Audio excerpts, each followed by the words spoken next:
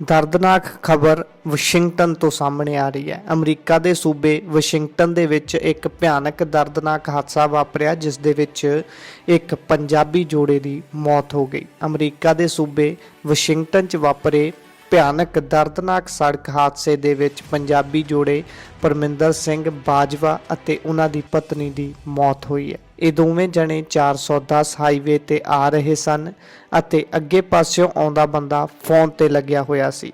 ਉਸ ਵਿਅਕਤੀ ਦੀ ਗੱਡੀ ਇਹਨਾਂ ਦੇ ਟਰੈਕ ਵਿੱਚ ਆ ਕੇ ਸਿੱਧੀ ਵੱਜੀ ਅਤੇ ਮੌਕੇ ਤੇ ਹੀ ਦੋਵੇਂ ਜੀਆਂ ਦੀ ਮੌਤ ਹੋ ਗਈ। ਇਹਨਾਂ ਦੀ ਮੌਤ ਤੋਂ ਬਾਅਦ ਪਿੱਛੇ 7 ਸਾਲਾਂ ਦੀ ਧੀ ਅਤੇ 3 ਸਾਲਾਂ ਦਾ ਪੁੱਤਰ ਰਹਿ ਗਿਆ। ਇਹ ਘਟਨਾ ਵਾਸ਼ਿੰਗਟਨ ਦੇ 410 ਹਾਈਵੇ ਦੀ ਹੈ।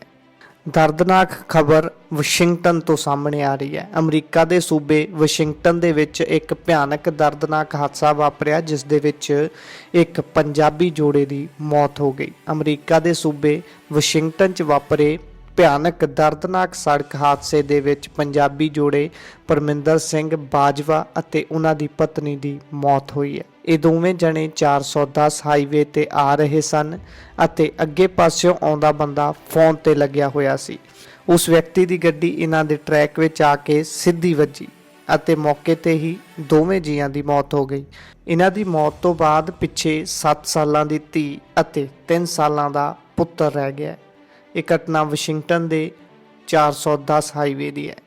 ਦਰਦਨਾਕ ਖਬਰ ਵਾਸ਼ਿੰਗਟਨ ਤੋਂ ਸਾਹਮਣੇ ਆ ਰਹੀ ਹੈ। ਅਮਰੀਕਾ ਦੇ ਸੂਬੇ ਵਾਸ਼ਿੰਗਟਨ ਦੇ ਵਿੱਚ ਇੱਕ ਭਿਆਨਕ ਦਰਦਨਾਕ ਹਾਦਸਾ ਵਾਪਰਿਆ, ਜਿਸ ਦੇ ਵਿੱਚ ਇੱਕ ਪੰਜਾਬੀ ਜੋੜੇ ਦੀ ਮੌਤ ਹੋ ਗਈ। ਅਮਰੀਕਾ ਦੇ ਸੂਬੇ ਵਾਸ਼ਿੰਗਟਨ 'ਚ ਵਾਪਰੇ ਭਿਆਨਕ ਦਰਦਨਾਕ ਸੜਕ ਹਾਦਸੇ ਦੇ ਵਿੱਚ ਪੰਜਾਬੀ ਜੋੜੇ ਪਰਮਿੰਦਰ ਸਿੰਘ ਬਾਜਵਾ ਅਤੇ ਉਹਨਾਂ ਦੀ ਪਤਨੀ ਦੀ ਮੌਤ ਹੋਈ ਹੈ। ਇਹ ਦੋਵੇਂ ਜਣੇ 410 ਹਾਈਵੇ ਤੇ ਆ ਰਹੇ ਸਨ ਅਤੇ ਅੱਗੇ ਪਾਸਿਓਂ ਆਉਂਦਾ ਬੰਦਾ ਫੋਨ ਤੇ ਲੱਗਿਆ ਹੋਇਆ ਸੀ।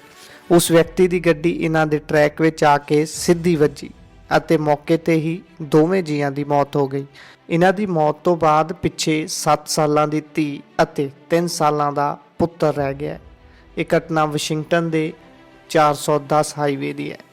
ਦਰਦਨਾਕ ਖਬਰ ਵਾਸ਼ਿੰਗਟਨ ਤੋਂ ਸਾਹਮਣੇ ਆ ਰਹੀ ਹੈ। ਅਮਰੀਕਾ ਦੇ ਸੂਬੇ ਵਾਸ਼ਿੰਗਟਨ ਦੇ ਵਿੱਚ ਇੱਕ ਭਿਆਨਕ ਦਰਦਨਾਕ ਹਾਦਸਾ ਵਾਪਰਿਆ, ਜਿਸ ਦੇ ਵਿੱਚ ਇੱਕ ਪੰਜਾਬੀ ਜੋੜੇ ਦੀ ਮੌਤ ਹੋ ਗਈ। ਅਮਰੀਕਾ ਦੇ ਸੂਬੇ ਵਾਸ਼ਿੰਗਟਨ 'ਚ ਵਾਪਰੇ ਭਿਆਨਕ ਦਰਦਨਾਕ ਸੜਕ ਹਾਦਸੇ ਦੇ ਵਿੱਚ ਪੰਜਾਬੀ ਜੋੜੇ ਪਰਮਿੰਦਰ ਸਿੰਘ ਬਾਜਵਾ ਅਤੇ ਉਹਨਾਂ ਦੀ ਪਤਨੀ ਦੀ ਮੌਤ ਹੋਈ ਹੈ। ਇਹ ਦੋਵੇਂ ਜਣੇ 410 ਹਾਈਵੇ ਤੇ ਆ ਰਹੇ ਸਨ ਅਤੇ ਅੱਗੇ ਪਾਸਿਓਂ ਆਉਂਦਾ ਬੰਦਾ ਫੋਨ ਤੇ ਲੱਗਿਆ ਹੋਇਆ ਸੀ।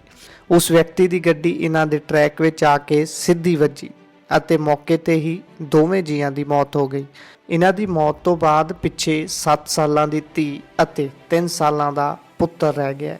ਇਹ ਘਟਨਾ ਵਾਸ਼ਿੰਗਟਨ ਦੇ 410 ਹਾਈਵੇ ਦੀ ਹੈ।